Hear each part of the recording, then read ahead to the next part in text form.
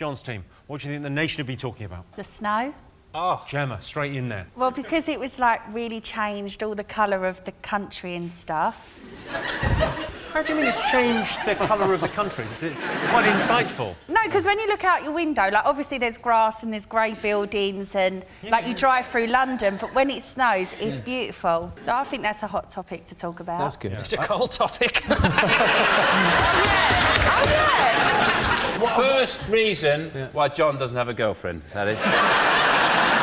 In a continuing series, let's see how high we can get. There's my voice, that's number 2. Hello, number 3. You know who I envy in the snow, in this weather? It's the only time of the year I envy dog walkers. Because I just think, oh, it'd be great, you know, when they have the dog has a crap and you've got something warm in your hand for a bit.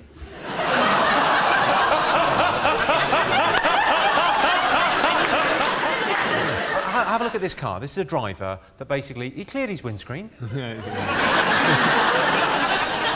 How could he possibly have an accident when he's prepared that thoroughly? That's not a cleared windscreen, that's a glory hole. I've seen holes like that in Louis Walsh's dressing room wall. Do you know what I did to de-ice my car? I'd boil like 3 kettles, and then when they were hot, just chuck one over it. That can crack the window screen, though. Excellent intervention from Gemma Collins, yeah? Why? Because you're putting boiling hot water on cold, so it can crack. I can't believe we're getting science. Yeah.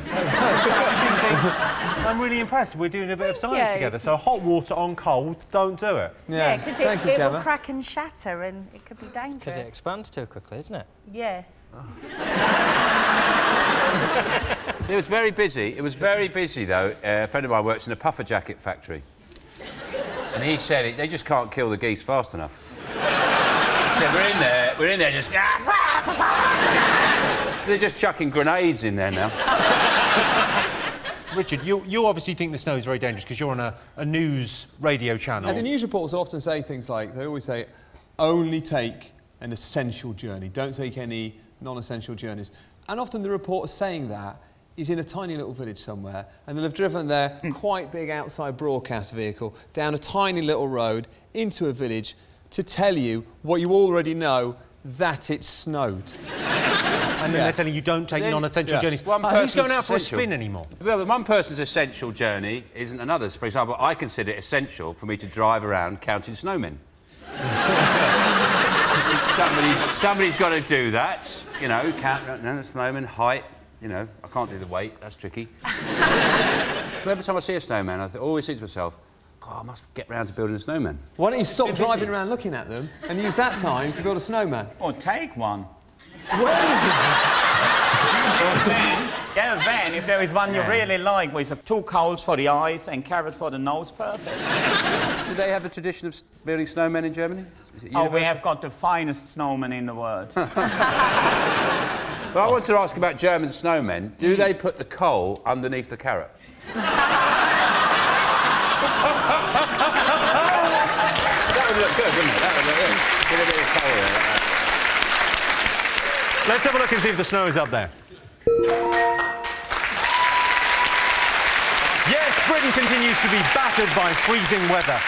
Conditions in Birmingham were described as appalling, with no food on the shelves, schools shut and emergency services stretched to breaking point, and then it began to snow. Sean's team, what else have the nation been talking about this week? Prince Harry, I would say. Yes. Prince Harry's finished his tour of duty. It does make it sound like he's finished the game and gone on to Call of Duty 2. Yeah. You've made a documentary.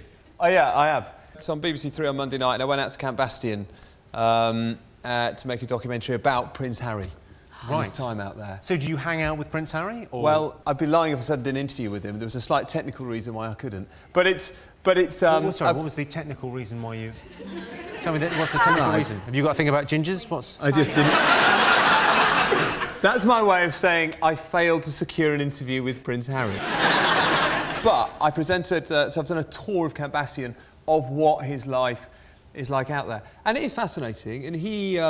you know, he's been heavily criticised this week for comparing killing members of the Taliban to playing computer games. Did you see that? Yeah, I saw people gave him a hard time about it. I think we're very squeamish about this, though, aren't we? He talked about killing the Taliban, and we sort of went, well, he's in the army, and we sent him over there. That's sort of his job, isn't it? And we know he's in an Apache helicopter with a machine gun. What did they think he was doing? And it was, I suppose, in a way as well, it was a bit rich of the Taliban. A bit rich of the Taliban. They won't like that bit. They will not like that. What does he say about us? What did he say about us? You read a quote in the paper that says, oh, it's a bit stupid to compare a computer game to killing real people. And you go, yeah, that seems... And you go, oh, it's the Taliban. I think I agree with the Taliban. That is a new moment in your life. Well, maybe they're all right, you know. Maybe... you know, I kill people, but, you know, I'm good at computer games because of my thumbs. I get where he's coming from, though. You get where he's coming from. Yeah. Gemma, tell us more. I tell you for why, because when you play a computer game, you go into another zone. Yeah. And when he went to the war, he just applied his skill on the Game Gear or whatever to the war. So when he was, say, like, in combat in the computer game, he put himself back in that headspace when he was, like, really fighting people. Knees and toes. Knees and toes. I get where he's coming from. Yeah. I'll give you the actual quote from Prince Harry. He said he admitted killing Taliban members, saying, if there's people trying to do bad stuff, then we'll take them out of the game. We have to take a life to save a life. He talks like a Premier League footballer there. Yeah, Afghanistan, always a difficult place to go. We knew I had to dig in deep, so I'm just pleased I was given a gun. And that's what it's all about at this level. Next Saturday, Ipswich. He has been prepared, though. Like, no wonder Prince Harry's killing Taliban. Look at his entire life. Murdering the dance floor, slaying babes every night, carnage. That's who he is. But why is there a war there? Because they've caught Osama bin Laden. Good question. They've caught Saddam Hussein. Yeah. So what's what they're fighting for now? Basically, the Taliban don't like fun. No. It's at war with Afghanistan because they've got loads of grit. And that is what Britain needs every winter. Doesn't have enough grit, and that is why Britain is in Afghanistan getting all the grit.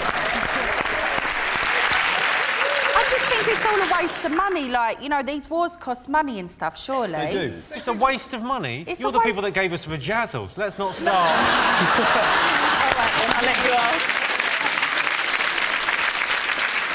Let's have a look and see whether Prince Harry is up there.